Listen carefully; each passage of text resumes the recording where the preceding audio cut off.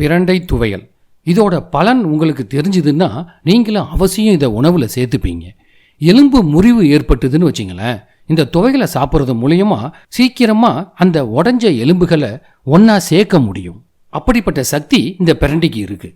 அடிப்பட்ட வீக்கம், சுளுக்கு, பிடிப்பு, வலி இதை எல்லாத்தையும் குணமாக்கும். உடல் சுறுசுறுப்பை அதிகரிக்கும். இதுதாங்க பிரண்டை. இதை காய்கறி கடைகளில் கூட நீங்கள் இப்போ வாங்கிக்கலாம். வீட்டில் பெரியவங்க பிரண்டையை பற்றி இப்படி சொல்லி கேள்விப்பட்டிருப்பீங்க.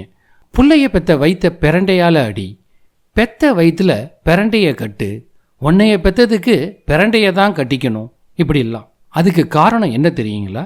பெண்களுக்கு பொதுவாக குழந்தை பெற்றதுக்கு அப்புறமா அவங்களோட கர்ப்பப்பை ரொம்ப வலு இல்லாமல் இருக்கும். அதை திருப்பி வலுவாக்குற சக்தி இந்த பிரண்டைக்கு இருக்குது. அதே மாதிரி குழந்தை பெற்ற பெண்களுக்கு அடி வயிற்றுல சதை வளர ஆரம்பிச்சிடும். இந்த சதை பகுதியை கரைக்கிற தன்மையும் இந்த பிரண்டைக்கு இருக்குது. அதனால தான் பெரியவங்க அப்படி சொல்லுவாங்க.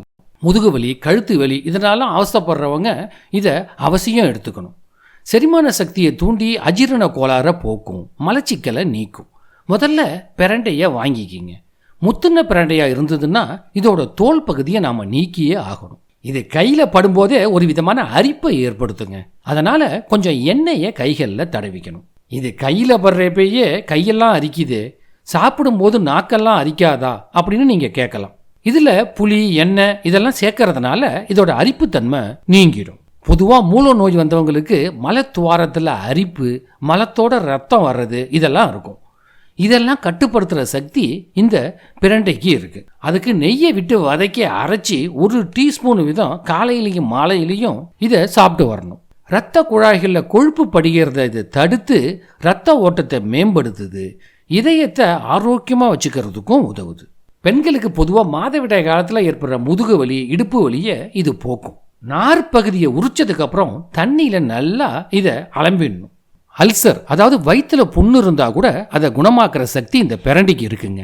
ஈறுகளில் ஏற்படுற ரத்த கசிவை நிறுத்தும், வாயு பிடிப்பை போக்கும்.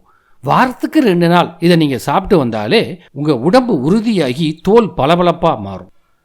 அடுப்பில் ஒரு அகண்ட பாத்திரத்தை வச்சு அதில் நல்லெண்ணெய் இல்லைன்னா கல்லெண்ணெய் 2 ஸ்பூன் எடுத்து விட்டுக்கணும். காஞ்ச மிளகாய் 3 போட்டுக்குங்க.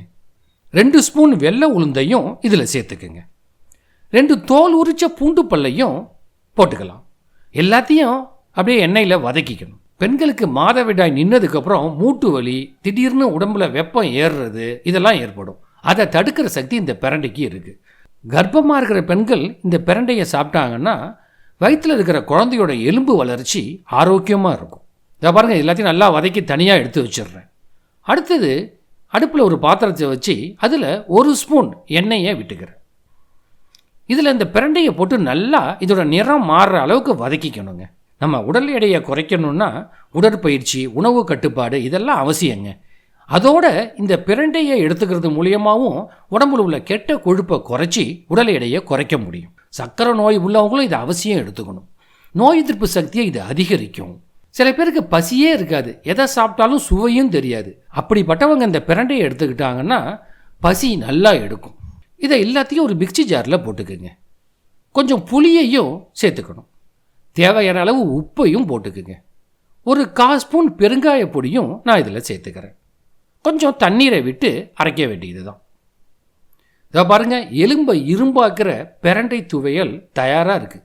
இதை நீங்கள் சாதத்தில் பிசைஞ்சு சாப்பிடலாம். நான் சொன்ன அத்தனை பலன்களும் இதில் கிடைக்கும். நீங்கள் மறக்காமல் இந்த பிரண்டை துவையலை செஞ்சு சாப்பிடுவீங்க அப்படின்னு நான் நம்புகிறேன்.